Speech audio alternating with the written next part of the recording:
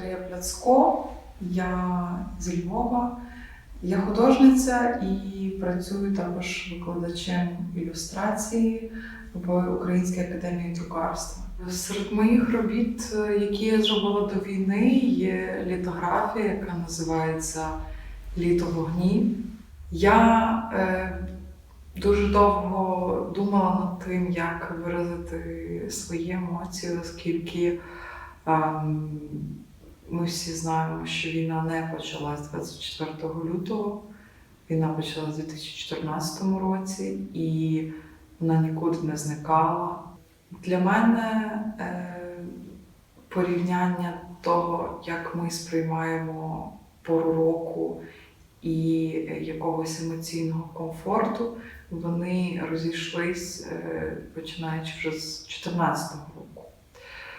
Тобто якісь дитячі рефлексії щодо приходу весни, щодо приходу літа, вони зараз всі знаходяться під тиском того, що відбувається в нашій країні.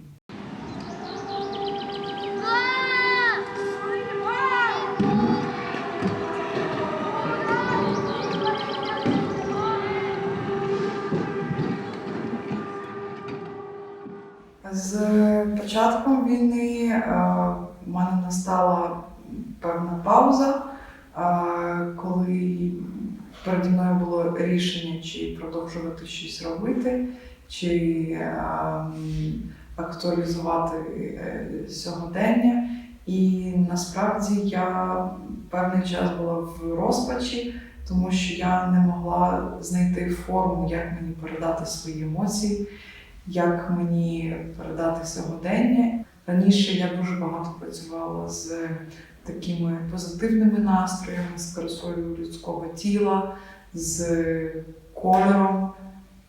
Зараз це навіть не під питанням, а реально в такому процесі пошуку. Для себе я вирішила не дистанціюватися від теми війни, тому що її потрібно висвітлювати, її потрібно виголошувати, маніфестувати настільки, наскільки це можливо від кожного з нас. Я розумію художників, які не можуть зараз працювати, але я знайшла в собі сили, можливість, тому я продовжую це робити.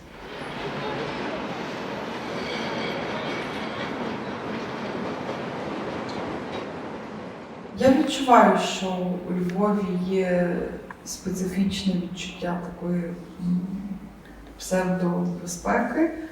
Я не можу сказати, що дистанціюватись або не відчувати війни у Львові, що це можливо.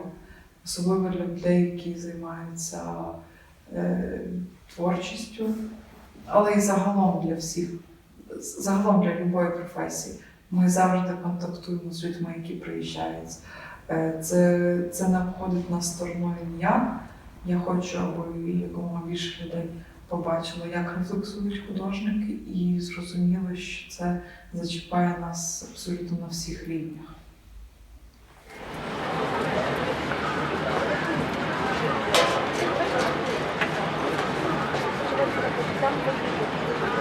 Я з моїм хлопцем, ми долучились до такої ініціативи, яка називається «Кухня». І завдяки цій кухні ми дізналися історії багатьох людей, ми їх бачимо, ми з ними спілкуємося, ми намагаємось забезпечити їх їжею щоденною в місцях, де вони перебувають. Зазвичай це гуртожитки або якісь шелтери. Ірпінь, Буча і виявлення цих жертв серед мирного українського населення. Це був ще один серйозний удар для суспільства і для мене, зокрема. І знову це все навертає до цього початкового етапу безправності. Від себе я скажу, як художник, якщо є можливість, якщо є сили щось створювати, це потрібно робити і про це потрібно говорити. Перш за все, це допомагає вивільнити цю тривогу, ці емоції, які накопичуються і нашаровуються неймовірним неймовірним об'ємом. З іншого боку, іноді через візуальне мистецтво, через аудіомистецтво, відеомистецтво ми можемо достукатись до тих людей, які не вичитують статті, а які хочуть відчути цей емоційний стан або хоча б зрезонувати з тобою.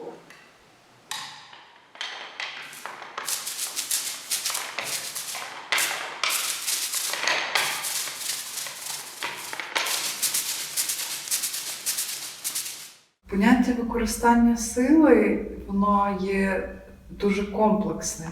Якщо ми говоримо про творчий процес, для мене використання сили є моментом певного емоційного звільнення, особливо під час війни.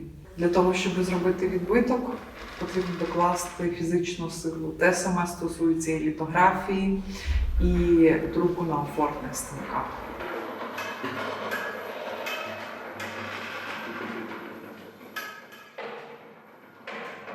Мені як художниці це дуже допомагає, цей технічний момент, коли ти вже зробив підготовку ідеї, коли ти маєш дошку, з якою тобі потрібно друкувати, і тобі лишається цей фізичний момент.